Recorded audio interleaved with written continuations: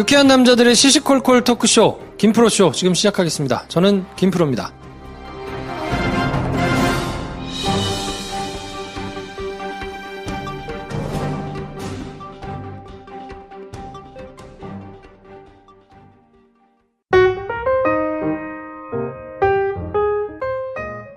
장편 영화를 열심히 준비하고 계신 배준현 감독님 나오셨습니다. 안녕하세요, 배준현입니다. 한량 김선생 나오셨습니다. 안녕하세요. 능참봉 김선생입니다. 저는 영화 좋아하는 김프로고요. 600회를 넘었습니다. 600회가 방송될 때까지. 네. 그래도 물심양면 저희를 도와주시고 응원해주시고 후원해주시고 이런 청취자분들께 대단히 감사하다는 말씀을 드리고. 근데 우리가 500회, 400회, 300회 때는 특별히 이런 얘기 안 하고 넘어갔잖아요. 그러게. 600회라는 600회라서 좀 남다르잖아요. 600회. 두 달만 있으면 바로 700회 될 것 같은데. 왜? 600만 불의 사나이 이런 것도 있잖아. 그 500만 불 해도 되고 400만 불 해도 되는데 600만 불. 600이라는 숫자가 우리에게 주는 어떤 의미가 있다 이런 거지. 그래요. 별 의미는 없었어요. 별 의미 없었는데 그냥 나온대로 말해본 거예요. 그래도 600회가 뭔가 좀 그렇잖아요. 이렇게 600회까지 할 거라고 생각을 했었나. 그렇죠. 그렇게까지 막 계획하고 막 온 게 아니기 때문에 야 매일매일 하고 있는 게 신기하기는 한데 참 대단한 것 같아요. 1000회 때 뭐 하나 1000회 때 1000회 최소한 1000회는 정도 하고 1000회. 뭘 해? 그래. 뭘 해? 초대 손님 최소한으로 합시다. 아니지. 1000회를 하면 우리가 1000회를 하는 거잖아요. 1000원 받아야 돼? 축하를 그치. 1000원씩 1000원씩 받자. 1000회 정도면 1000원씩 받아도 되는 거 아니야? 1000개의 욕이 달릴 것 같습니다. 1000명한테만 받자. 하여튼 그럴까? 신박하게? 그러게. 어디 듣도 보도 못한 이벤트를 한번 해볼까요? 딱 1000명한테 1000원씩만 받는다. 청취자한테. 그치. 막 상대로 앵벌이에. 아니, 우리가 그 1000명을 정해주는 거지. 그래요? 얼마나 의미가 있어요. 1000원을 줄 수 있도록. 그러니까. 정말. 야. 아니, 왜냐하면, 이거 두 번 다시는 안 올 기회잖아. 시나리오 써, 빨리. 네. 아니야, 부담 주지 마. 천천히 써. 아무튼 김프로쇼가 열심히 가고 있는데 계속 하여튼 잘 즐겨주시면 좋겠습니다. 그리고 오늘 사연을 보내주신 분은 오랜만에 저희한테 빠따를 요청하신 분이 계신데 저희가 이 빠따의 창의성이 좀 떨어지셨다고 느꼈나 봐요. 그럴 수 있죠. 그래서 이제 창의적인 빠따를 내놔봐라 라고 저희한테 니네가 초심을 잃은 것 같다 라고 한 것 같은데 이러면 이제 대부분의 경우는 그렇지 우리가 초심을 잃었지 하고 막 이렇게 고민해가지고 할 것 같잖아. 그렇지. 우리 안 해 그렇게. 초심이 없어졌어요. 그렇지. 600회가 넘었어. 빠따 힘들어. 빠따 600회 어떻게 만들어요? 너무 힘들어요.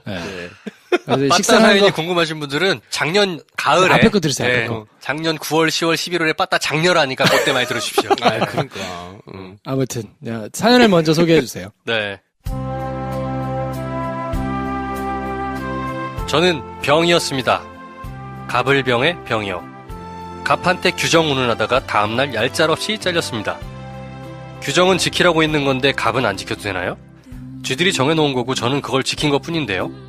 병 주제에 갑님께 규정을 운운한 제가 미친년인 거죠 뭐. 어쨌든 을이 저에게 그러더군요. 1년은 안 됐지만 초기에 고생 많이 한 거 아니까 퇴직금 챙겨줄게.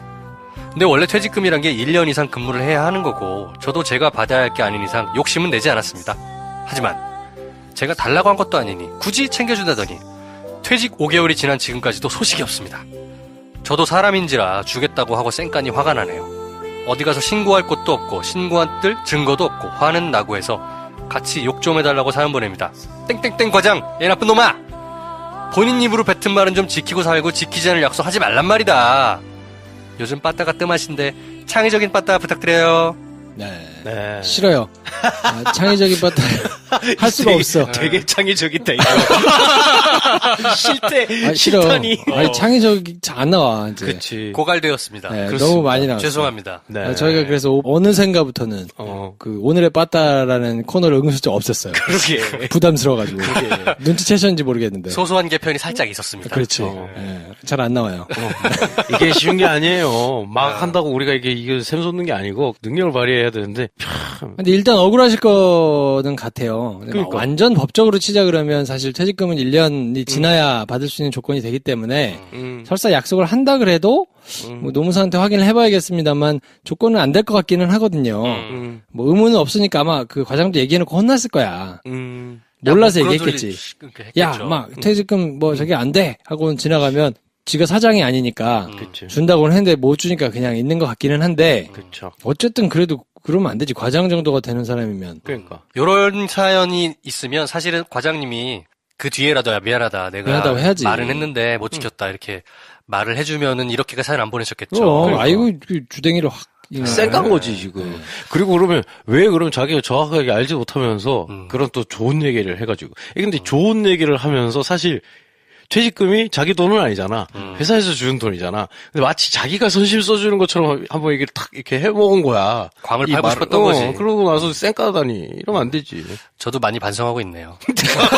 갑자기 왜? 괜한 내광 팔려고 하다가 못 지킨 그 과거의 약속들이 생각이 나면서. 야, 이렇게, 창의적이다. 창의적이야. 오해의 시간에. 와, 정말 그렇군요. 야, 반성 빠따 드립니다. 무슨 의미가 있어? 우리가 반성하는 게. 야, 저 앞으로 안 그럴게요. 네. 창의적이긴 하네요. 배 감독도 하나 빠따 주세요. 이걸 시나리오로 쓸까요? 네. 아니야, 시나리오는 천천히 써. 진짜. 그렇군요. 저는 창의적이라고 하니까 네. 이게 또 노력은 해야 되겠고 딱히 생각은 안 나고 그래서 이제 기자들의 용어에 이제 그런 안 좋은 말이 있어요. 일본 용어들이 왜 어디서 이렇게 나온지 모르겠어.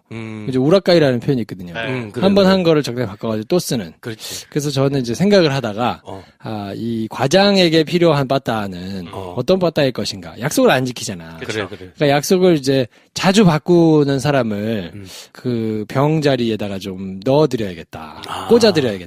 낙하산 빠따를 드리고 싶은데. 낙하산. 우리 저 손학규 옹이라고 계세요. 그래요. 이분은 이제 정계에 계시면 세계 평화를 위협하기 때문에. 그래. 이분을 이제 뭘 일을 드려야 되거든. 그렇지. 일이 없어가지고 이 양반이 지금 요즘에 계속 지금 여길저기를 지금 기웃기웃 하고 계신데. 그렇죠. 취직을 시켜드리자. 과장 밑으로. 바로 밑으로. 네. 좋네. 예전에 저희가 한참 빠따 장렬할 때 그 MB 뭐 테니스장인가요? 거기에 취직시켜주면 이런 경우가 있었어. 그렇지. 그거 우라카 해가지고 손학규를 그 자리로 좀 보내드리겠습니다. 야, 요거 하나 받아가지고 그러면 과장님이잖아. 이분 위에 부장으로 손고문을 보내야 된다. 그래요? 왜냐하면 그렇지. 이 양반 뒤치덕거리 생각해봐. 정계복귀 한대잖아. 준비 다 했어. 기자회견 쫙 하고 막 준비하고 다 불렀어. 네. 포스터 다 준비하고 북한 핵 쏘고. 그렇지. 제일 짜증 나거든요. 그렇죠. 밑에 사람 입장에서 정말 죽을 맛입니다. 이러면. 아마 이 사람을 부장으로 이제 갖다가 놓으면 네. 이 과장님이 할 일이 정해질 것 같네요. 어떤 매일매일 신문 정치면 클리핑을 시킬 것 같다. 그렇겠지. 일과 상관없이. 김 과장, 내가 다음 주 말에 정계 복귀를 할 거니까 미리 준비를 해놓도록 해. 시나리오 쫙 해가지고 막 장소 섭외하고 기자들 부르고 다 해놨는데 북미 정상회담 취소 이런 거 나오면은 2주 동안 뭐 저 뺑 까고 끝나는 거거든요. 네. 자, 아무튼 이분한테도 저희가 빠따를 신박하게 못 드려서 죄송한 마음에 뭘 하나 보내드려야죠. 나의 반성합니다. 슬기로운 감정생활. 이제 좀 질린다. 다른 책 없어요? 이 책만 줘. 책을 많이 준 거야? 다른 책도 좋은 책이 많아. 비빔국수 사장님이 분명히 책 많이 갖다 주셨거든. 안 사장님 도와드려야 돼. 지금 잘 안 나간단 말이야. 그렇지. 이분 볼보 사드려야 돼, 이 사람아. 볼보는 둘째 지금 멸치국수 먹는 건 좀 어떻게 밥 먹게는 해드려야 될 거 아니에요. 그러니까 자꾸 슬기로 감정서요. 편의점 도시락은 좀 먹게 해드립시다. 그러니까 이거 하지 마. 이거 보내지 말고 감정생활은 사서 보세요. 저거 보내드릴게. 푸니쿨라. 그렇지. 커피가 식기 전에의 전작. 아니요. 그 커피가 식기 전에가 원작이지. 원작 소설. 그걸 이분 제목을 이걸로 지었어. 제목을 잘못 쪄가지고 지금 일본에서 70만 부가 나갔다고. 그렇지. 1쇄 찍었어. 1쇄 지금. 사장님 최선 다할게 저희가. 네. 제목은 좀 바꿉시다. 잠깐 우리가 지금 막 이렇게 빠따를 쏟아냈잖아. 네. 비빔국수 대표님한테. 이 회사가 비빔국수야? 왜? 왜 비빔국수 대표님한테 진짜 빠따를. 네, 비빔국수는 좀 도와드려야 돼요. 그래요. 아니 그리고 일본에 70만 부가 팔렸는데 제목 하나 잘못 바꿔가지고 그치. 지금 책 2,000부 찍고 못 팔고 계시잖아요. 그러니까요. 푸니쿨라 아닙니다. 이건 한번 사보셔야 돼요. 그러니까. 네, 이건 좀 많이 사주세요. 그리고 김프로쇼 듣고 샀다가 좀 남겨주시고. 그러니까요. 네. 70만 부가 팔린 책이야. 들어왔는데 2,000부 찍고 지금 안 나가고 있어요. 네. 이 책을 보내드릴게. 자, 네. 푸니쿨라 보내드릴 테니까. 근데 개인정보를 안 보내주셨어요, 이분이. 뭐야 이게 엉망진창이네. 야, jk@김프로쇼.com으로 네. 좀 보내주십시오. 네. 좀 주소하고 연락처 보내주시면 네. 저희가 책 2권 다 보내드릴까? 두 권 보내. 아니, 1권만 보내드려. 2권은 사보실 거 아니야. 아니, 저 감정생활. 나의 감정생활. 아, 그래? 아무튼 저 연락처 보내주시면 네. 저희가 내키는 대로 2권 다 드리든지 네, 한 네. 권만 보내드리든지 할 테니까 연락처 보내주세요. 빠따가 창의적이진 않았지만 초심으로 돌아온 것 같긴 하다. 엉망진창이네. 네. 김프로쇼 도와주시는 분들입니다. 샤워 후 사랑받는 남자가 사랑받는 남자. 발음이 어려워 요즘에. 향수비누 헤이브로 올인원 파워바. 네, 헤이브로 홈페이지에서 구매하실 경우 김프로쇼 청취자 인증하시면 엄청난 선물이 기다리고 있습니다. 네. 커피가 식기 전에 시리즈의 최신작 가와구치 도시카즈의 신작 이 거짓말이 들통나기 전에 비빔국수 화이팅. 화이팅! 품격 있는 고객 중심 컨설팅, 올바른 보험, 올보넷 많이 사랑해 주십시오. 네, 저희는 2부에서 최희연 과장님 모시고 찾아뵙겠습니다.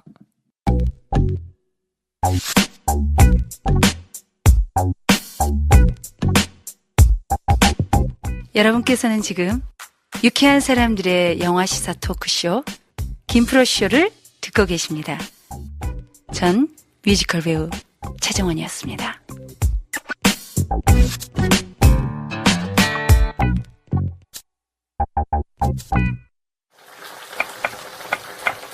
오늘의 심리 레시피.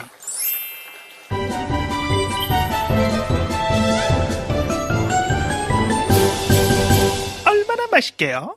네, 오늘 주제는 당신은 언제 예민한가요?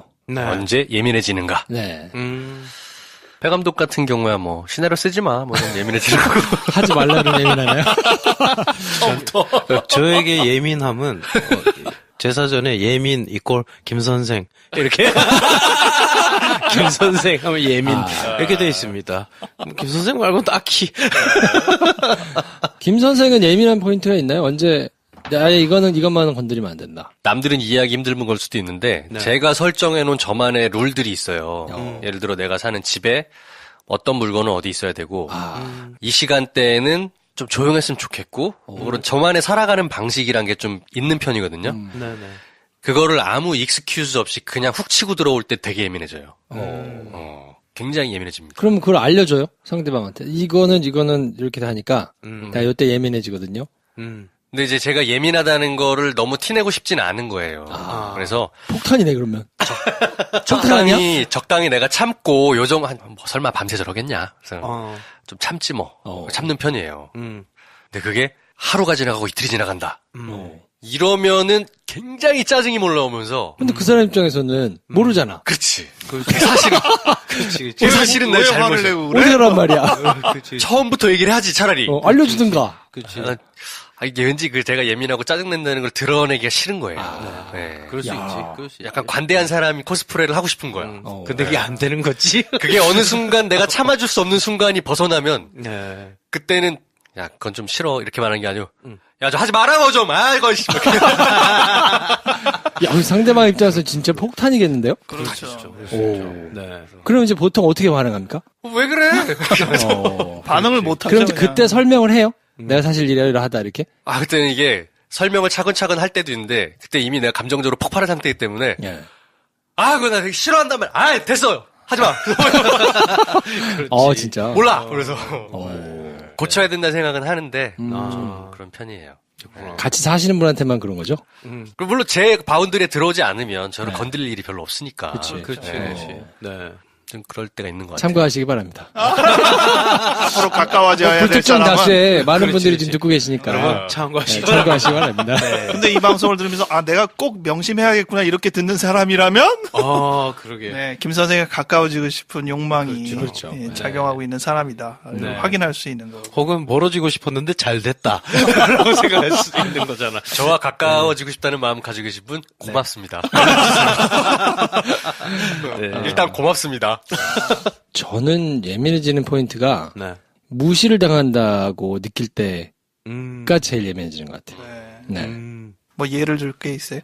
그러니까 제가 굉장히 뭔가 이렇게 무시당한다는 느낌을 받을 때 네. 그때는 반응하는 것 같아요. 보통의 경우는 그냥 뭐 이렇게 네. 그냥 이렇게 지나가는데 예를 들어야 되나? 저도 조금 비슷한데 저는 사실은 화를 많이 내요. 그래요? 네, 제가 화 정말 많이 내거든요. 네.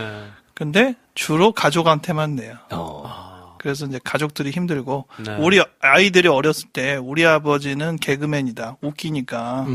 근데 왜 화를 내는지 모르겠다. 이렇게 해서 그 정도로 네. 잘 웃기다가 갑자기 이제 화를 내는 아버지 상으로 딱 굳혀 있는데 저는 그거를 충분히 인정해요. 제가 그렇게 아까 얘기한 대로 푹 터지는 거예요. 근데 뭐 여러 이유가 있는데 워낙 많아가지고 그거를 뭐 설명하기조차 어려운데 단 한 가지 이해만 듣게요. 저는 네. 병원에서 네. 진료할 때 이건 정말 치부를 드러내는 일인데 뭐 인간이니까 네. 제가 항상 환자한테 친절하지는 않거든요. 네, 네. 특히 이제 뭐 여러 가지 이유로 이제 환자한테 화를 내게 되는 경우들이 생기는데 물론 가족한테처럼 내지는 않죠. 근데 가장 화를 낼 때는 이럴 때예요.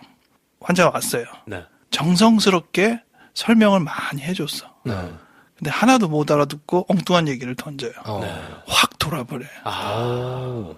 아니 내가 다른 사람보다 특별히 유독 시간을 많이 할애해서 네, 네. 정성스럽게 설명을 했는데 왜 이걸 안 듣고 못 알아듣고 그래라고 하면서 확 이제 감정이 상하는 거예요. 그러면 이제 실제로 화를 내는 경우는 없지만 네 알겠습니다. 뭐 이런 식으로 하거나 건성건성 이제 그 이후에 진료를 하거나 심지어는 짜증 섞인 목소리를 내거나 이렇게 웬만하면서는 이제 네 하고 좋게 보내는데 그렇게 되면 잘 안 되더라고요. 근데 그게 아까 얘기한 대로 약간 무시당했다는 느낌이 드나 봐요. 내가 이렇게까지 했는데 왜 이거를 몰라주는 거야? 이런 생각을 제가 하나 봐요.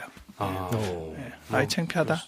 근데 보통 사람들이 다 그렇게 트리거가 되는 게 내가 무례하게 하지 않았는데 왜 나한테 저러지? 라는 생각이 들면 다들 그때 그렇죠. 예민해지지 않나? 네. 자기가 들인 그 노력이나 이런 거를 인정은커녕 네, 네. 어떻게 저렇게 할 수 있나 이런 생각이 들 때 네. 특히 감정적으로 푹 이렇게 치고 오는 것 같아요. 예민해지는 포인트가 또 하나 있긴 하네요. 뭐요? 대화를 하는데 자꾸 자기 얘기만 해. 뭔가 A를 얘기하면 B가 나와야 되고 다시 C가 나오고 이렇게 교류가 돼야 되잖아요. 네. 근데 내가 A를 얘기했는데 B를 얘기했어. 그렇구나. 내가 C를 얘기했는데 또 A를 또 B를 얘기해. 그래? D를 어떤 얘기했는데 얘기든 자기 얘기로 또 B가 나와. 네. 계속 그런 식으로 자기 얘기만 하면 굉장히 예민해지죠 그러면. 그렇구나. 저는 오히려 그럴 때는 마음이 굉장히 차분해져요. 라디오구나 얘는.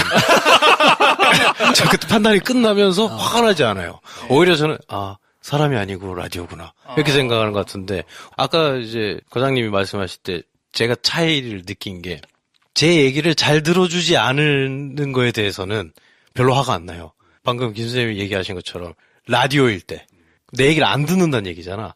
거기에 대해서는 제가 별로 화가 안 나고 내가 잘 얘기했는데 이걸 그렇게 못 받아들일 때 그때가 더 화가 나는 경향이 있다.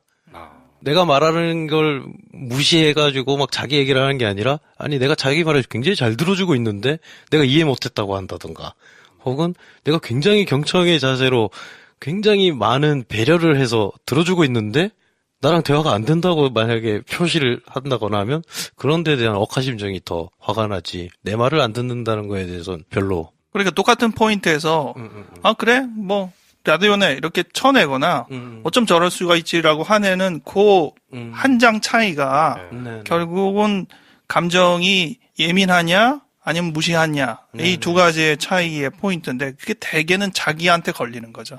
상대의 태도가 중요한 게 아니라 나한테 뭐가 걸리는 거거든요. 그래서 포인트는 되게 감정적으로 화가 났다 그러면 사실 자기 문제예요. 상대가 나를 화를 내게 했다라고 항상 우리는 얘기를 하지만 거의 대부분 분노를 조절하는 그 과정들, 프로세스를 잘 찾아보면 결국 화를 건드린 건 내 자신이다라는 것들을 발견하는 거거든요. 아, 맞아요. 제가 요즘 이런 생각을 많이 하는데 어떤 이슈나 뭐 이런 거에 대해서 난 굉장히 민감하고 생각이 많은 사람이려고 노력을 많이 하는데 사실 넌 못 미치잖아 라는 얘기를 하면 제가 화가 나거든요. 네. 그 사람이 맞는 말을 한 거야. 근데 내가 여기에 대해서 지금 노력이 부족한 내 자신에게 지금 나 스스로가 못마땅함을 표시를 해야 되는 건데 그게 화로 나타나거나 하는 경우가 종종 있는 것 같아요. 거기에 내가 무심하면 사실은 신경 안 쓸 텐데 내가 애쓰고 있거든요. 어쨌든 그게 잘 되든 안 되든 이렇게 애쓰고 있는데 그걸 상대방이 무시하면 기분 굉장히 나쁘죠. 그렇죠. 그럼 그 사람 문제 아닌가요?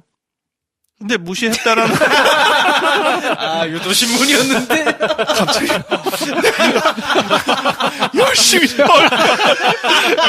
열심히 설명했네 지금. 방금 화냈습니다. 나랑 똑같잖아. 훅 들어오는데. 야, 최 과장님 손 욕하시는 거부터 들을 뻔했네요 오늘. 네, 한번 훅 찔러봤습니다. 야, 이 사람. 아이고 참. 시나리오 그만 써야겠어. 정말. 우리에게 너무 예민한 존재들이다. 자, 오늘 사연 주신 분이 유독 이제 특별한 부분에 있어서 조금 예민한 것에 대해서 상담을 좀 요청을 해오셨는데 아주 일반적인 사연은 아닌 것 같고 어떤 식으로든 해결책이 조금 필요한 것 같거든요. 일단 보내주신 사연을 먼저 듣고 상담을 진행하도록 하겠습니다.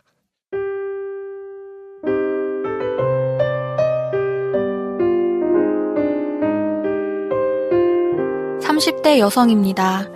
4년 전 신혼생활과 함께 소음이 시작됐습니다.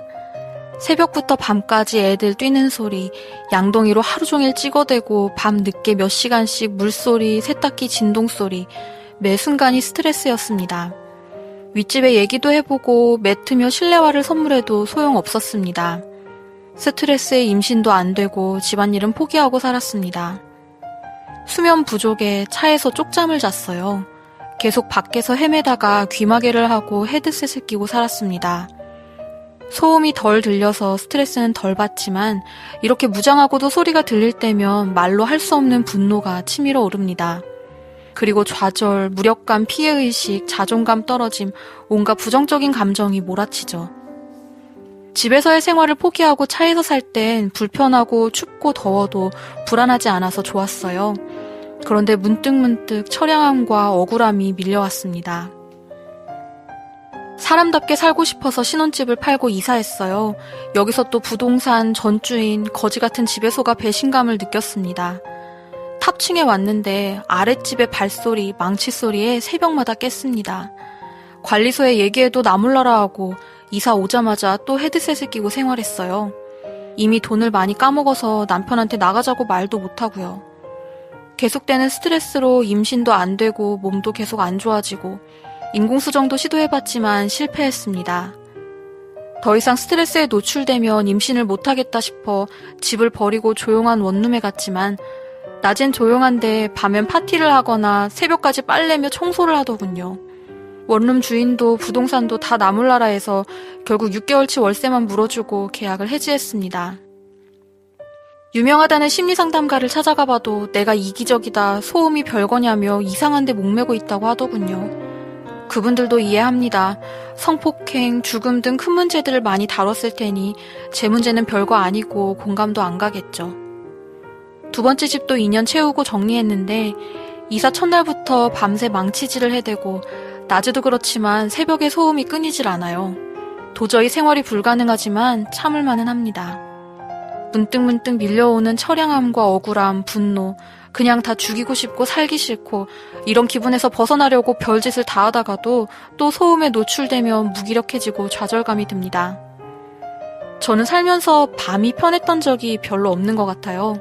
어릴 때부터 일주일에 4, 5일을 술 드시는 아버지 때문에 귀가하시는 밤이 되면 항상 불안에 떨며 살았습니다. 신랑은 회사에서 보내는 시간도 많고 소음 정도가 심하다는 건 인정하지만 힘들어하진 않습니다. 저는 결혼하고 신랑에게 밥을 해준 적이 별로 없어요. 이게 가장 미안합니다. 신랑 성격은 거의 모든 면에서 참아라이기 때문에 불같은 제 성격으로는 받아들이기가 힘들어 초반 2년은 매일 싸웠습니다. 얼굴도 이름도 모르는 인간들 때문에 부부싸움을 하는 것도 억울하고 한심하고 사람이 너무 싫습니다. 스트레스 때문에 난소 기능이 안 좋아져서 시험관 시술을 앞두고 있고요. 아기가 생겨도 맘 편히 있을 곳이 없어 걱정, 안 생겨도 걱정이네요. 제 소원은 우리 집에서 마음 편하게 신랑이랑 저녁 먹으면서 얘기도 나누고 같이 TV도 보고 잠드는 겁니다. 제발 도와주세요. 네, 이런 사연을 보내주셨는데요. 네. 야, 이거, 야, 이분은 예전에 저희가 그 오빠 생각인가요? 층간소음 얘기했을 때 저를 얼마나 때리고 싶으셨을까요? 애들은 뛰는 법이다, 이러면서 어쩔 수 없다, 뭐, 못 말린다, 뭐, 이런 얘기 했잖아. 네. 그냥 뭐, 괜찮아요. 이렇게 얘기를 했었는데, 일단 죄송합니다. 그러니까. 죄송합니다. 잘못했네. 네. 정말 층간소음은 그냥 그 주제 하나로만 둘 때 굉장히 예민한 사람들 많이 있죠. 그럼요. 이걸로 뭐, 주먹 다짐도 있고, 살인도 있고, 막 이런 거라. 그러니까. 이건 절대로 간단하지가 그냥, 않아요. 간단한 건 아니죠. 단순 층간소음 문제가 아닌 것 같아요. 그렇죠. 근데 이분은 그냥 층간소음이 문제라고 보기에는 약간 특이한 경우들이 좀 있는 거 아닌가요? 왜냐하면 밖에서 차 소리 이런 거에도 신경 쓰이잖아요. 보내주는 거 보면 그건 층간소음의 문제가 아니고 이미 그냥 모든 종류의 소음 인 거거든요. 완전히 조용한 세상에서 살지는 못하잖아요. 네. 그러니까 어느 정도의 소음은 그러려니 하고 받아야 되는데 지금은 이제는 요 정도도 나는 못 참아내 이렇게라고 생각을 하기 때문에 웬만한 것이 다 해결이 돼도 해결이 안 되는 그런 모습을 보이고 계시죠. 근데 이제 내용에 보면 신혼생활과 함께 소음이 시작됐다고 해주셨는데 이런 경우도 있나요? 그 포인트가 중요한 것 같아요. 본인이 정말 소음에 대해서 원래 민감하고 그냥 그랬던 사람이라면 사실 그 전에도 층간소음과 관련되어서 자극을 받았어야 돼요. 네. 근데 그 시점 이후로 층간소음에 대한 문제에 대해서 예민해진 거고 그리고 어느 정도 해결이 될 만한 환경 조정을 했는데도 불구하고 여전히 그래 하면서 오히려 문제를 키우는 경향이 있거든요. 어떻게 보면 층간소음, 뭐 소음의 정도 이 부분에만 집중해서 얘기를 하는 것보다 언제부터 이 문제가 시작되었는지의 그 시점에서 무슨 다른 요인이 있었길래라는 생각을 같이 해주시는 게 해답을 찾는 데 중요한 부분일 거라고 생각해요. 네. 제가 소리 때문에 잠을 못 자는 시기가 좀 있었거든요. 길게. 한 몇 달 동안. 그때 근데 제가 몸도 안 좋고 하여튼 여러 가지 상황이 되게 안 좋았어요. 근데 그러다가 상황이 괜찮아지고 몸도 좀 회복되고 하면서 신경 안 쓰이더라고요. 근데 저는 그 전까지 이거 해소가 안 되면 난 정말 힘들겠는데? 라는 생각을 한 몇 달 기간이 있었거든요. 그 기간 동안 제가 진짜 힘들었어요. 자다가 상식적으로는 좀 이상한데 냉장고 뽑고 막. 네, 냉장고 뽑고 시계 다 전기를 다 뜯어야 돼. 선을 다 뽑고 안 돼 하고 귀마개 하고 자는데 그럼 귀마개가 100이니까 귀마개 종류 여러 개 막 사서 약간 그런 시기가 있었는데 그러면서도 제가 아니 근데 이런다고 되는 게 아닌데 막 이런 생각을 했던 적이 좀 있었거든요. 근데 그때 제가 하여튼 컨디션이 정말 안 좋았어요. 아픈데 그냥 계속 일하고 잠은 계속 못 자고 일은 계속 일을 불러와가지고 해결을 해야 되는데 이걸 내가 감당하기 조금 힘든 일들이 계속 돌아가는데 어떻게 딱 놓고 쉴 수는 없고 뭐 이런 상황이었는데 제가 그 전까지는 그거랑 그 소리가 연관이 있다고 생각을 못 했는데 상황이 해소가 되고 하면서 괜찮아지더라고요. 그때 그래서 저는 가끔 내가 컨디션이 안 좋나? 이거를 느끼는 바로미터가 잘 때 소리가 신경 쓰이는데 하면 내가 지금 컨디션이 별로 안 좋구나. 소리가 들려요? 신경 쓰여요. 신경 쓰이는 거. 네. 냉장고 소리가 들린다던가 아니면 전자제품 뭐 전자시계 같은 게 있으면 그 소리가 전자음 같은 게 미세한 게 있거든요. 그게 굉장히 잘 들려요. 몸이 좀 하여튼 예민하면 뭐 그런 게 아마 연관이 있겠다. 네, 아주 중요한 포인트인데요. 네. 결정적인 순간에 환경이 문제다라고 제공하는 거냐, 네. 아니면 자기가 문제가 있다라고 제공하는 거냐로 완전히 갈림길이 나뉘어지는 거예요. 지금은 이 외부가 문제예요. 이분한테는. 그래서 네네. 외부가 왜 나를 이렇게 괴롭히지? 라고 할 정도의 문제를 하는데, 배 감독만 해도 옛날 같으면 이러지 않았는데 라고 생각하면서 내가 문제구나. 내가 좀 평소보다 지금 굉장히 예민하구나. 라고 네네. 문제의 원인을 자기한테 뒀잖아요. 그러면 해결책이 차라리 있어요.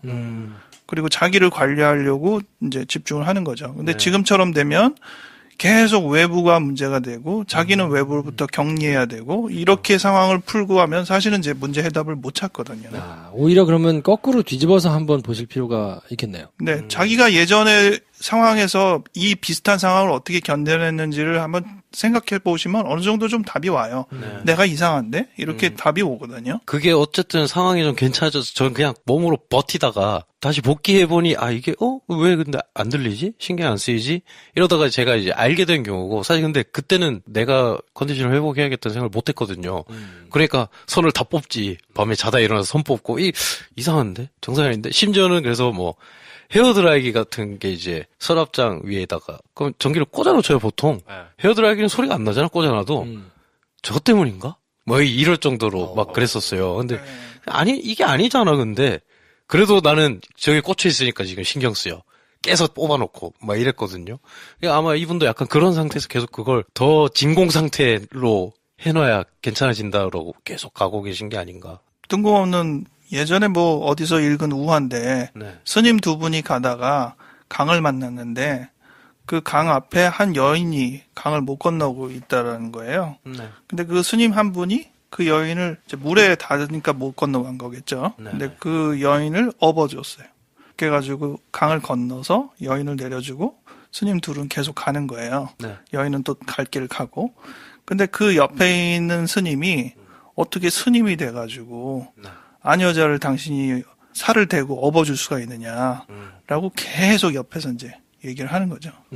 당신이 잘못했다라는 거예요. 네. 근데 그 얘기를 한참 듣다가 그 업어준 스님이 나중에 하는 결정적인 말이 이제 물론 책의 우화니까 그 얘기가 가장 중요한 포인트인데 나는 그 여인을 거기서 내려줬는데 네.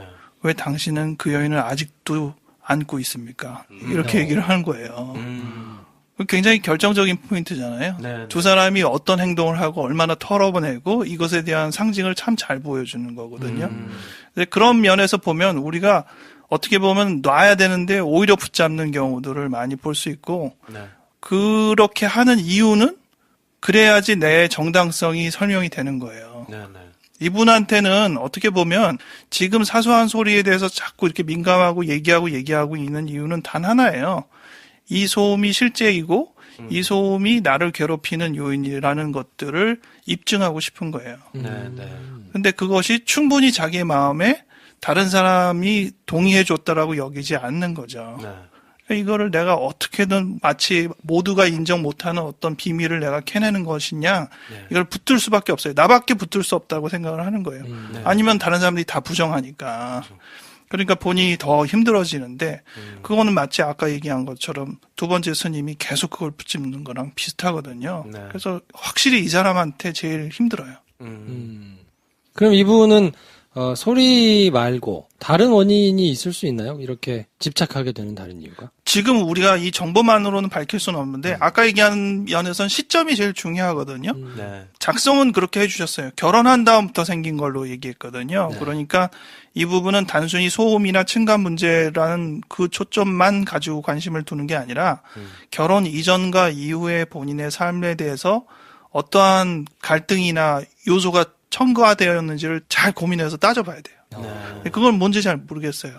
결혼하고도 그럼 뭔가 상관관계가 있을 수도 있다. 네, 결혼 이전과 이후의 삶은 확실히 다르잖아요. 네. 일단은 아무리 좋아하더라도 자기 남편과 같이 지내는 이 삶의 태도가 본인과 좀 다르고 또 결혼 이전과 이후는 꼭 남편만이 아니라 다른 여러 가지의 포지션 문제에서 생활이 다르고 네.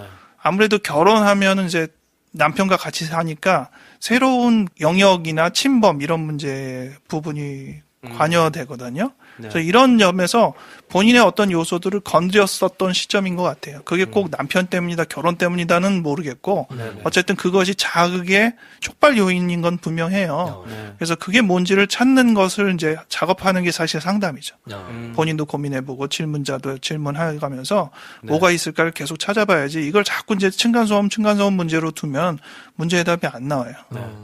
예전에 들은 얘기인데 어떤 뭐 영상인데 수업 시간에 음향 뭐 이런 수업도 들으니까 음향 전공 수업을 들으면 그런 방이 있거든요.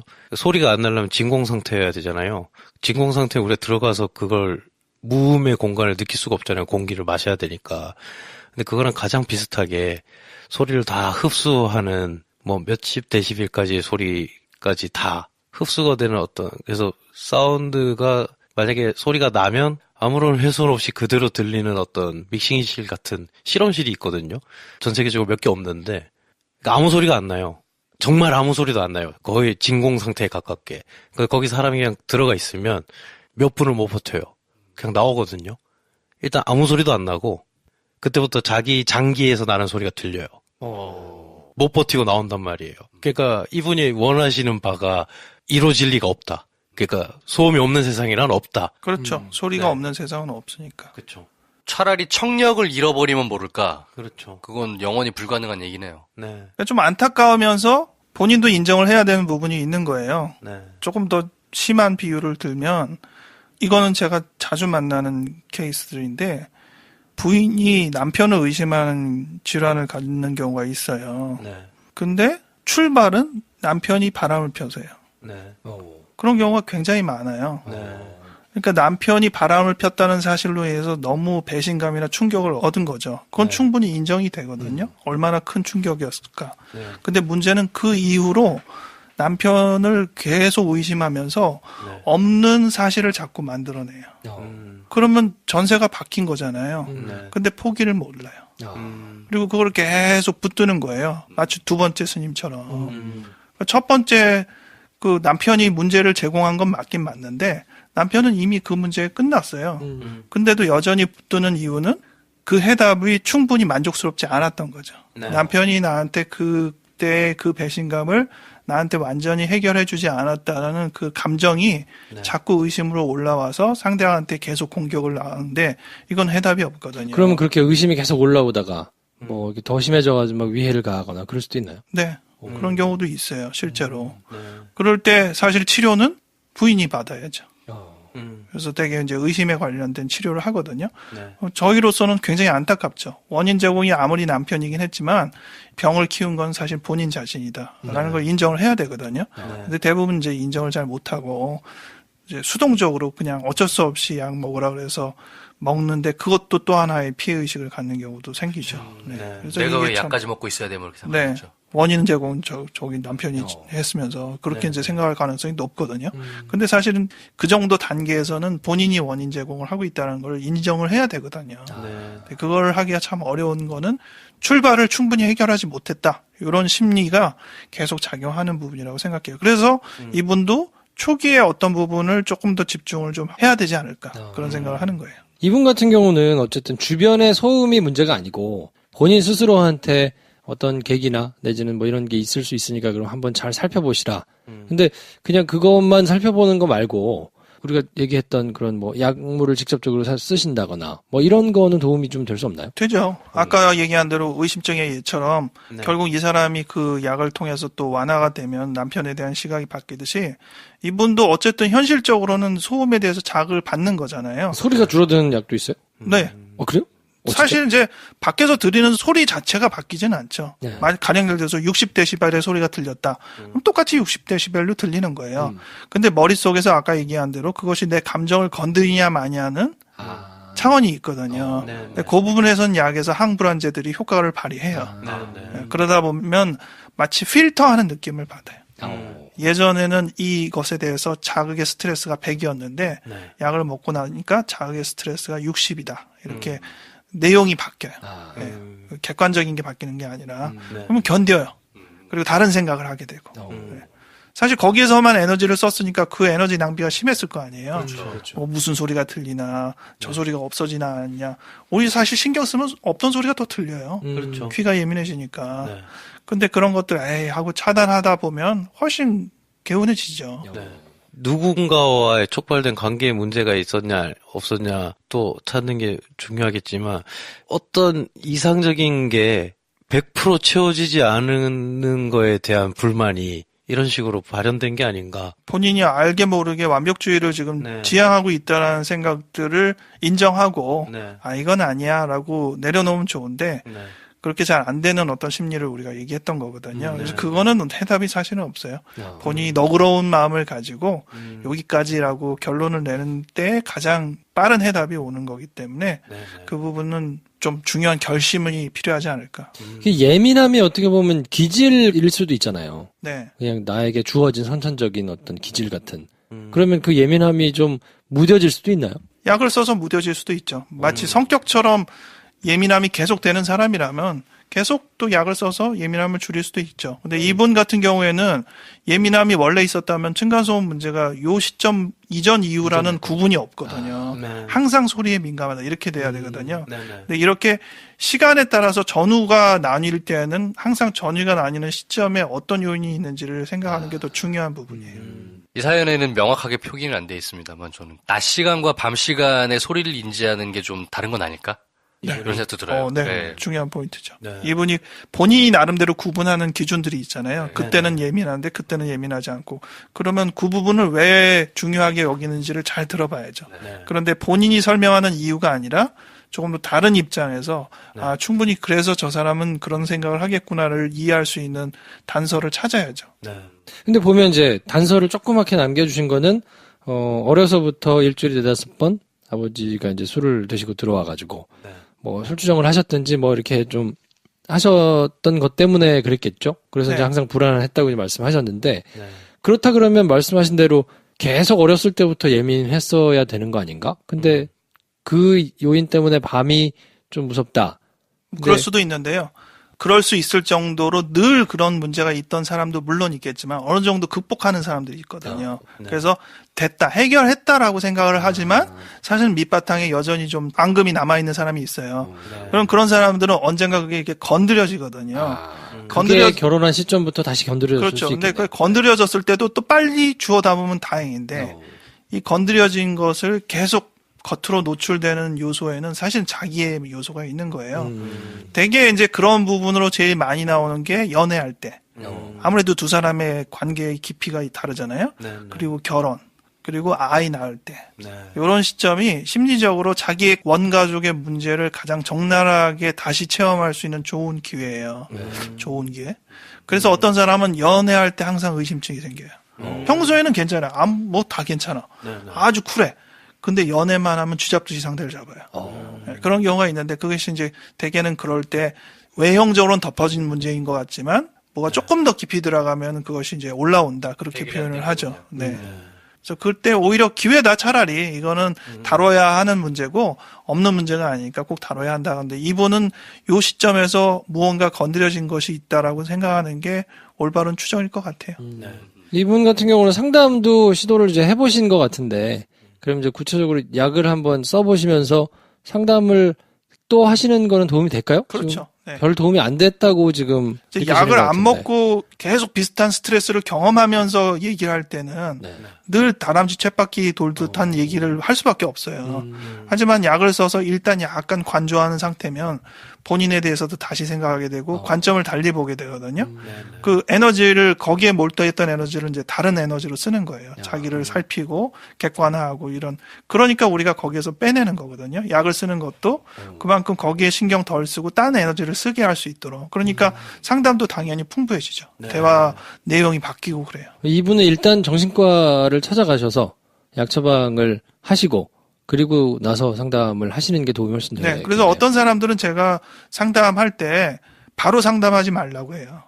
약물 치료를 먼저 전처치라고 할 수 있는데 전처치가 좀 돼야지 어느 정도 여유가 생겨서 대화에 이게 들어가는데 어떤 사람은 뭐 대화가 아니라 아까 얘기한 대로 라디오가 되는 거예요.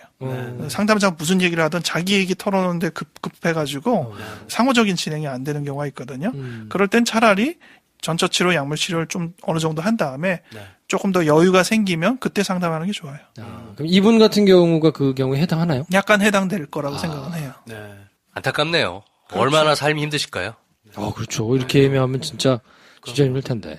그러면서 계속 반복적으로 자책을 하시는 요소가 있는 게 남편한테도 미안하고 임신도 안 되고 내 꿈은 남편이랑 그냥 저녁에 평범하게 잘 지내는 건데 라는 얘기를 계속 하시는 게 어쩌면 단서가 될 수도 있겠다. 이런 어떤 그 시점에 풀어야 할 과제가 무엇이었는지. 그렇죠. 이게 굉장히 어떻게 보면 배 감독한테 영화를 포기해라라는 얘기랑 비슷해요. 그렇죠. 당신이 소리에 대해서 포기하세요. 라는 얘기는 자기의 정말로 해답을 꼭 얻어야 되는 귀중한 거를 그냥 일단 버려라 라고 얘기하는 거기 때문에 안 버려지죠. 남들 듣기에는 야 너만 문제야.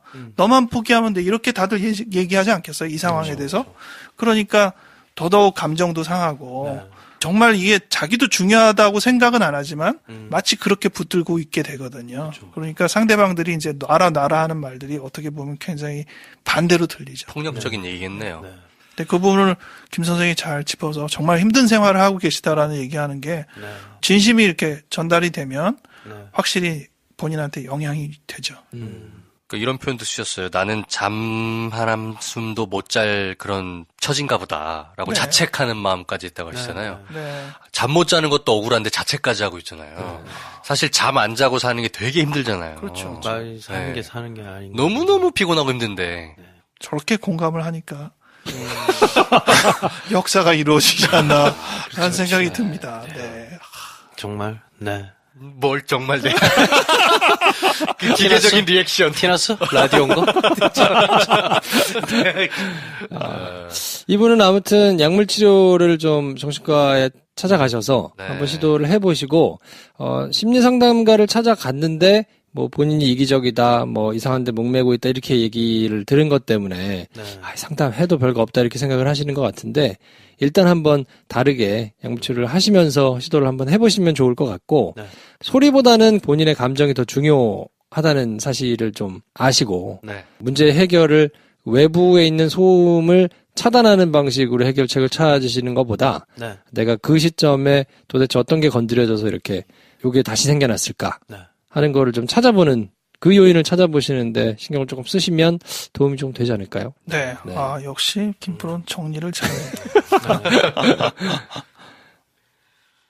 갑자기 칭찬하니까 분위기가 썰렁해졌네? 이건 왜 그러지? 이게 칭찬이 필요한 사람이 아니야. 칭찬이라고 듣지 않나 보지? 무시만 안 하시면 됩니다. 자, 사연 받고 있습니다. 어떤 종류의 사연도 좋으니까 사연 보내주시고 AS 상담도 저희가 해드리고 있으니까 사연 한번 보내주신 분들이라도 이후에 있는 내용 다시 한번 보내주시면 저희가 언제든지 성심껏 상담을 해드리도록 하겠습니다. 저희는 다음 주에 또 다른 사연 하나 가지고 찾아뵙고요. 오늘은 이 정도에서 정리하겠습니다. 다음 시간에 뵙겠습니다. 고맙습니다. 감사합니다. 안녕히 계십시오.